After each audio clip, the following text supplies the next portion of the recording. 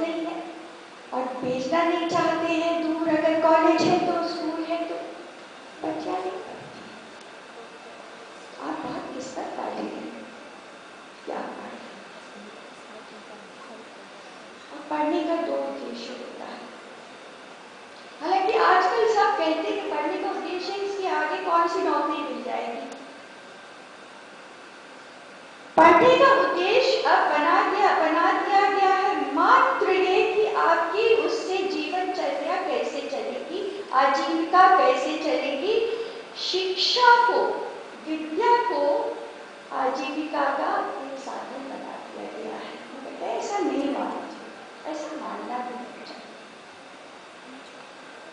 आवश्यक है कि शिक्षा आपको आजीविका दे। You should be able to earn because you have received education. But that should not be the sole aim of education. To defeat the very purpose of education. You must evolve as a human being. शिक्षा आपको बेहतर व्यक्ति बना है। ये शिक्षा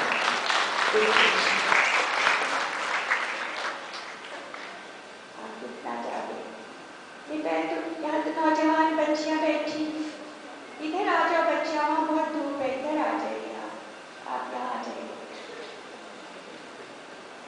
यहाँ तो नौजवान बच्चियां बैठी, नौजवानों से मैं कहती हूँ कि आप तो समाज में नए रिक्रूट हैं, समाज में नए अभी आप भर्ती हुए हैं, दाखिल हुए हैं। आप नयापन लेकर के आइए समाज में। और नयापन कैसे आता है?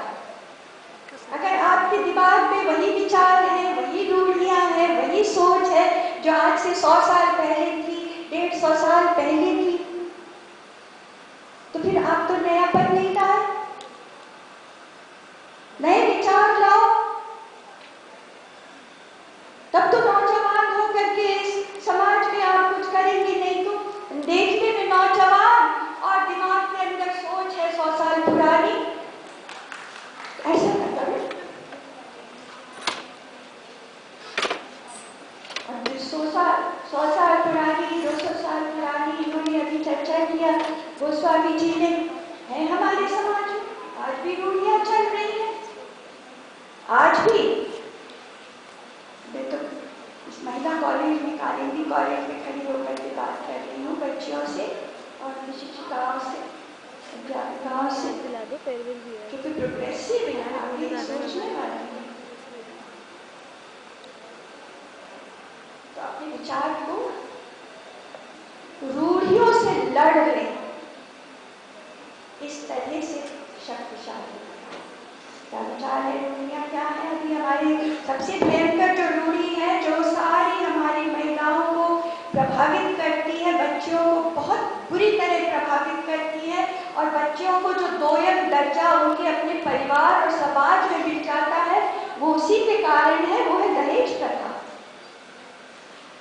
आज भी हम उसे खत्म नहीं करता है। 1961 में हमारे पार्लियामेंट में बिल बना, बिल पारित हुआ था 1961 में।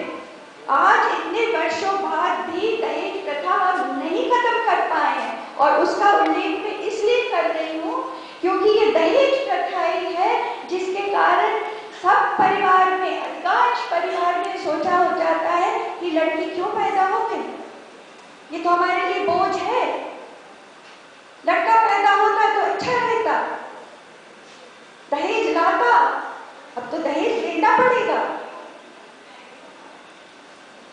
कि आज भी चल रही है ये प्रथा, भुक्तभोगी है हमारी बच्चियां, गांव की बच्चियां भी, शहर की बच्चियां भी, गरीब घरों की बच्चियां भी और संपन्न घरानों की बच्चियां भी। और इसीलिए कन्या भ्रूण हत्या होती है हमारे समाज में।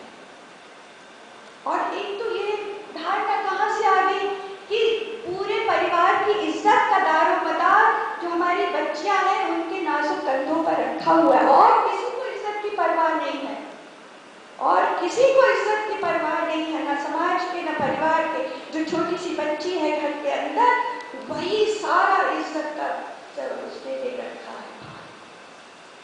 और जरा सा इधर से उधर और ना इधर से उधर ना भी हो तो ऑनर किलिंग तो जाने पास ही ना हो रही और दूर जाने की जरूरत नहीं है। यहीं से 100, 200, 300 किलोमीटर के इस दायरे के अंदर होता है।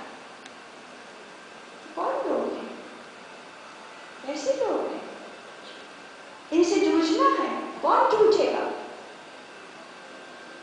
क्रांति कैसे आएगी? इस पर सोचना है। हमारे बच्चे को सोचना, बहुत चिंता होती है बच्चों। हम लोग पता चलेगा वो 16 दिसंबर को जो घटना हुई थी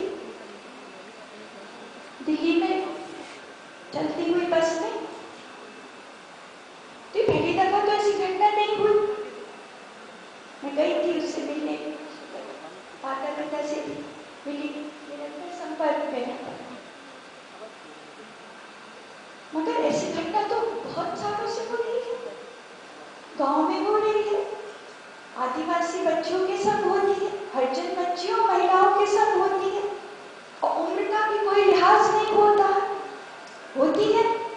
पर इस घटना में 16 दिसंबर को जो घटना घटी उसने एक तूफान यहाँ पर, एक ऐसे पूरा देश जो है वो उठ खड़ा हुआ, सब उठ खड़े, नौजवान, हर लोग उसमें। और उसकी वजह से हम लोगों ने पार्लियामेंट में एक नया कानून भी बनाया। मैं ये सोचती हूँ कि कानून तो बन जाते, कानून तो 1961 में दहेज के खिलाफ भी बना था,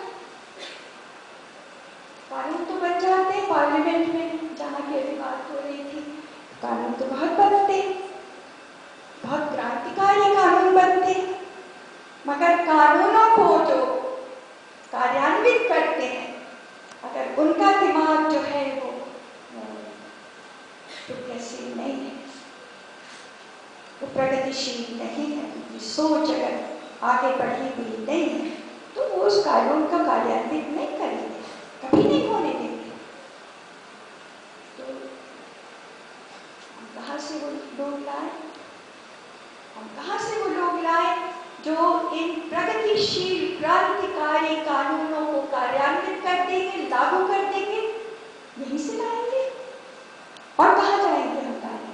और क्यों जाएंगे और कहीं से लाने? हम यहीं से लाएंगे। इसलिए तैयार होंगे आप कहेंगे हम एक से एक कानून बनाएंगे, कानून में हम तो तय नहीं कर सकते। दिक्कत वहाँ आ जाती है कि इसको इम्प्लीमेंट कौन करेगा? वही रूढ़िवादी विचार वाले लोग नहीं करेंगे।